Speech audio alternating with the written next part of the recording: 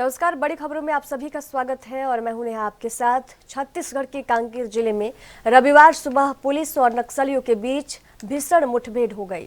नक्सल प्रभावित कोयली बेड़ा के ग्राम हरतराई के जंगलों में हुई मुठभेड़ में पुलिस ने 3 नक्सलियों को मार गिराने का दावा किया है। कांकेर एसपी इंदिरा कल्याण ने मुठभेड़ की पुष्टि की है। जानकारी के अनुसार कांकेर के अलग अलग क्षेत्रों में पुलिस और डीआरजी की संयुक्त पार्टी नक्सल गश्त सर्चिंग पर निकली थी। इस दौरान सर्चिंग टीम जब कोयली बाड़ी के दक्षिणी इलाके में सर्च ऑपरेशन चला रही थी, उसी दौरान नक्सलियों के जामवाड़े की खबर पार्टी को मिली। टीम के मौके पर पहुंचते ही नक्सलियों ने पुलिस जवानों पर फायरिंग शुरू कर दी। जवानों की जवाबी कार्रवाई में नक्सली पहाड़ी जंगल की ओर भाग निकले। इलाके में सर्चिंग के दौरान 3 नक्सलियों के 100 बरामद किए गए हैं। मुठभेड़ में नक्सलियों को मार गिराने की पुष्टि कांकेर एसपी IK एलसेला ने की है।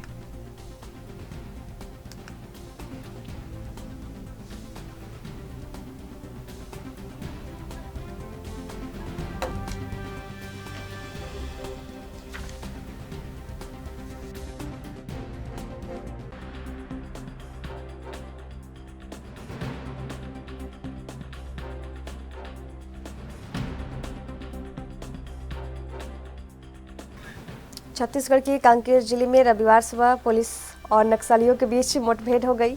नक्सल प्रभावित कोयली बेड़ा के ग्राम हुरतराई के जंगलों में हुई मुठभेड़ में पुलिस ने 3 नक्सलियों को मार गिराने का दावा किया है। कांकेर एसपी इंदिरा कल्याण ने मुठभेड़ की पुष्टि की है।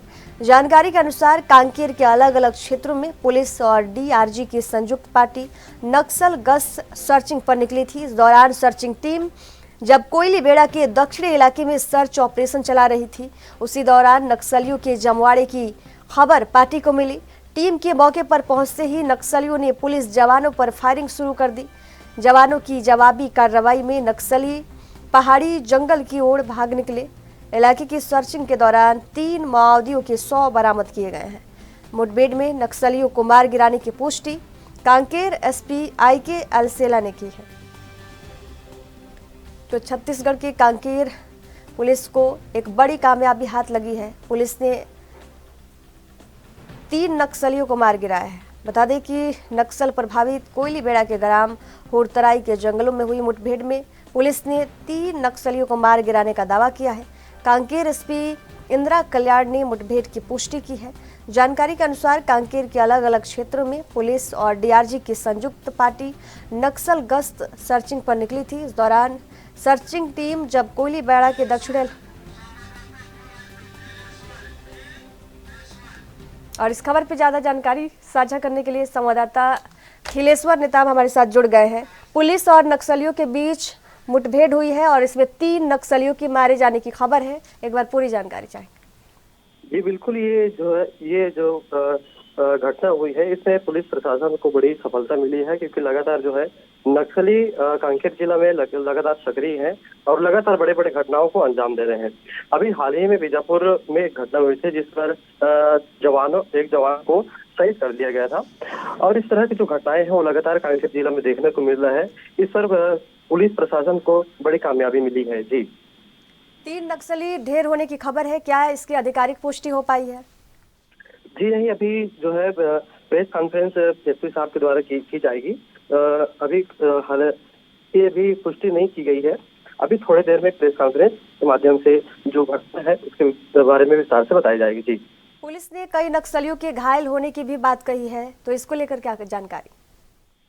जी बिल्कुल, जिस हिसाब से जो मुठभेड़ हुई है कोयली बेड़ा क्षेत्र में, उस हिसाब से अगर देखा जाए तो बड़े संख्या में जो है नक्सली भी वहां मौजूद थे, जिस पर जवाबी कार्रवाई करते हुए जो 3 नक्सली हैं उनको मार गिराया गया है और जो बाकी नक्सली हैं वो मौके से फरार है, जिनको घायल बताया जा रहा है। जी 3 नक्सली ढेर हुए हैं, क्या नक्सलियों की शिनाख्त अभी तक हो पाई है?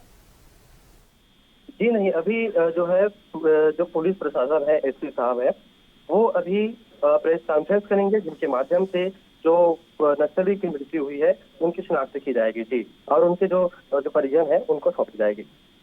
नक्सलियों के कब्जे से मुठभेड़ के दौरान क्या कोई हथियार भी बरामद किए गए हैं? जी नहीं, इसकी तो पुष्टि अभी पुलिस प्रशासन ने नहीं की है, लेकिन संभावना ये है कि जहां नक्सली मुठभेड़ हुई है वहां से जो नक्सली थे वो वहां से भाग खड़े हुई है। ऐसा लग रहा है कि वहां से जो उनके जो हथियार है उनको गिरफ्तार कर लिया जाए। तो हमारे साथ संवाददाता खिलेश्वर नेताम जुड़े थे। तमाम जानकारी साझा करने के लिए आपका बहुत बहुत धन्यवाद।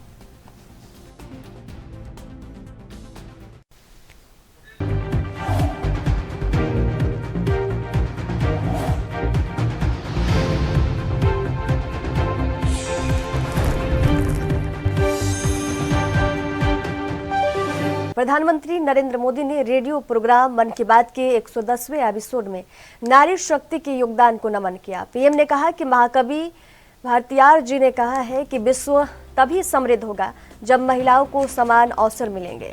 आज भारत की नारी शक्ति हर क्षेत्र में प्रगति की नई ऊंचाइयों को छू रही है। उन्होंने आज के एपिसोड में ड्रोन दीदी से बात की। पीएम ने कहा कि कुछ साल पहले तक किसने सोचा था कि हमारे देश में गांव में रहने वाली महिलाएं भी ड्रोन उड़ाएंगी, लेकिन आज ये संभव हो रहा है। वहीं पीएम मोदी ने बताया कि अगले 3 महीने मन की बात का प्रसारण नहीं होगा। पीएम ने कहा कि राजनीतिक मर्यादा का पालन करते हुए लोकसभा चुनाव इन दिनों में 3 महीनों प्रसारण नहीं होगा। साथ ही ये भी कहा कि मन की बात कार्यक्रम रुक रहा है, देश की उपलब्धियां नहीं रुक रही।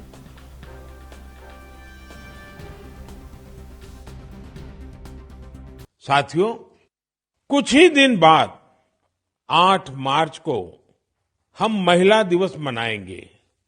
ये विशेष दिन देश की विकास यात्रा में नारी शक्ति के योगदान को नमन करने का अवसर होता है।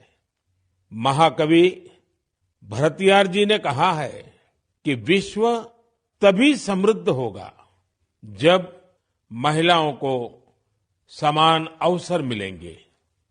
आज भारत की नारी शक्ति हर क्षेत्र में प्रगति की नई ऊंचाइयों को छू रही है। कुछ वर्ष पहले तक किसने सोचा था कि हमारे देश में गांव में रहने वाली महिलाएं भी ड्रोन उड़ाएंगी।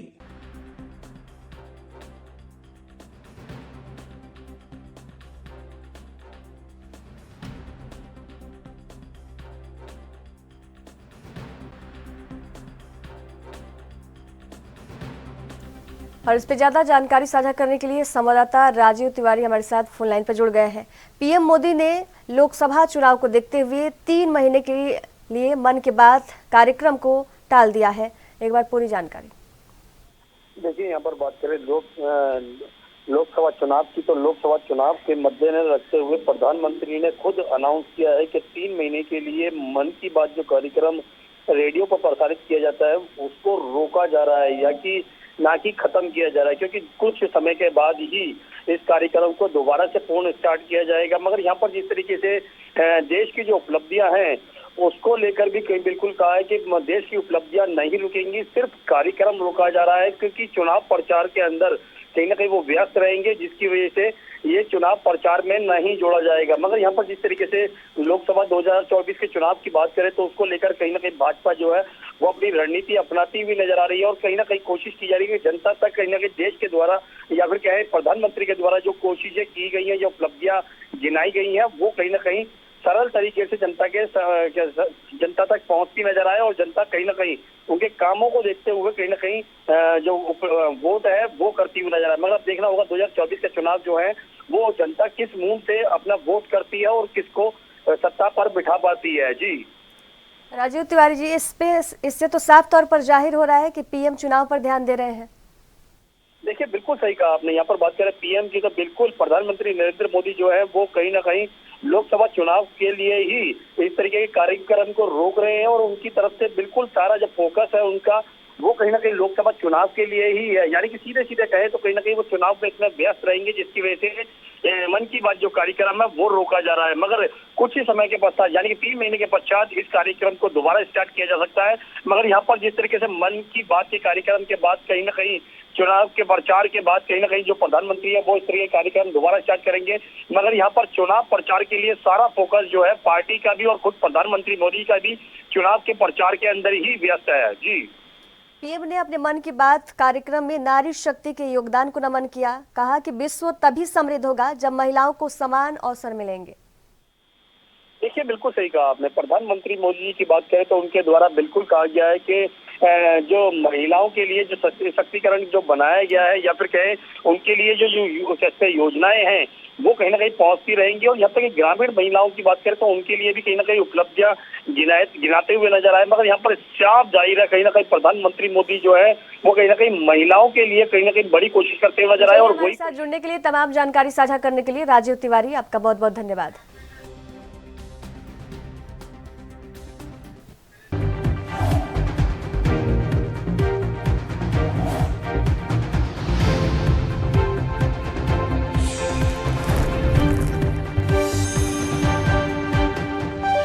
किसान आंदोलन का आज 13वां दिन है। पंजाब के हजारों किसान शंभू और खनौरी बॉर्डर पर डटे हुए हैं। उन्होंने दिल्ली कूच का फैसला फिलहाल 29 फरवरी तक टाल दिया है। किसानों का कहना है कि जब तक उनकी मांगे पूरी नहीं होती तब तक वे घर वापस नहीं जाएंगे। इधर हरियाणा के 7 जिलों में मोबाइल इंटरनेट पर लगी रोक हट गई है। अंबाला, कुरुक्षेत्र, कैथल, जींद, हिसार, फतेहाबाद और सिरसा में 11 फरवरी की सुबह 6 बजे से इंटरनेट बंद था। किसान शंभू और खनौरी बॉर्डर पर वर्ल्ड ट्रेड ऑर्गेनाइजेशन को लेकर एक सम्मेलन भी करेंगे।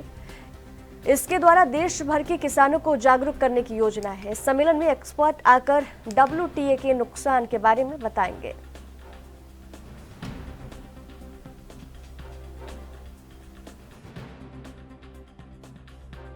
दो फोरमों की ओर से जो मोर्चा शुरू किया गया है उसको 13वां दिन हो गया है, जो शंभू और खनौरी पर लगा हुआ है।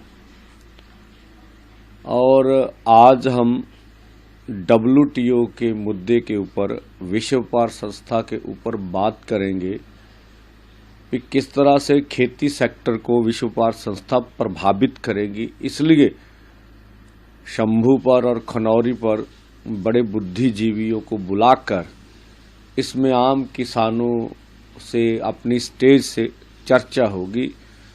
जो हमने मांग रखी है भारत सरकार से भी भारत खेती सेक्टर को WTO से बाहर निकाले, उनकी नीतियां किस तरह से प्रभावित कर रही हैं हमें, तो इसके ऊपर दोनों जो हमारे बॉर्डर्स हैं हरियाणा के साथ सटे हुए, उनके ऊपर चर्चा करेंगे, विचार चर्चा होगी। शाम को फिर उसका निर्णय PC में सबके साथ साझा किया जाएगा। और कल 26 को हम लोग पूरे भारत को आह्वान कर रहे हैं भी हर गली कूचे गांव में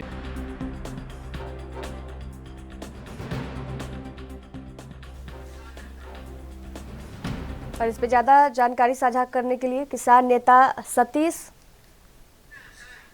सिंह जुड़े हैं हमारे साथ। आप लोग लगातार 13 दिन से आंदोलन कर रहे हैं, अपनी मांगों को लेकर डटे हुए हैं।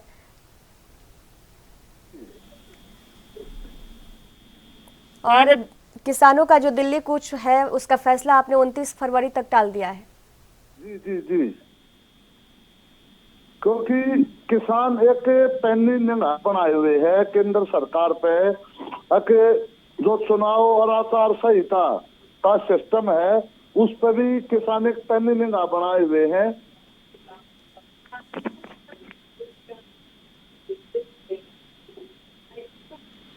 आज आंदोलन का 13वां दिन है और आज शंभू और खनौरी बॉर्डर पर WTA पर भी चर्चा हुई। आज शाम एक किसानों की बड़ी प्रेस कॉन्फ्रेंस भी है, तो इसमें क्या कुछ अहम रहेगा? दोबारा बताना जी, आवाज नहीं आई आपकी। नहीं जी, एक बार प्रश्न दोबारा दोहराइए। आज आंदोलन का 13वां दिन है और शंभू और खनौरी बॉर्डर पर WTA पर आज चर्चा भी हुई। आज शाम किसानों की एक बड़ी प्रेस कॉन्फ्रेंस है। देखो, हम तो शुरू से ही किसान एक शांति प्रिय हिसाब से करता है, लेकिन जो असली स्कीम है उसने ये अपील भी की है कोई ऐसा काम ना करे जो हमारे संविधान पे और किसानों पे कोई धब्बा लगने का काम हो। हमारी मांगे जायज हैं और हम सरकार पे अपनी मांग मंगवाने के लिए अपनी तत्पर हैं। आज 13वां दिन हो गया और इसमें आज वो एक दिन का छोड़कर नहीं तो किसानों ने अपना शांति प्रिय आंदोलन आगे रखा हुआ है और SKM ने अपील करके और जो 6 सदस्यीय कमेटी बनाई है उसको आंदोलन को एकजुट करके और किसानों को दिल्ली मार्च के लिए जो एक पैदल दिल्ली मार्च के लिए का आह्वान करने का काम किया जाएगा। आगे हम ट्रैक्टरों से नहीं पैदल दिल्ली मार्च का प्रोग्राम बना रहे हैं। जी चलिए, हमारे साथ जुड़ने के लिए, तमाम जानकारी साझा करने के लिए आपका बहुत बहुत धन्यवाद।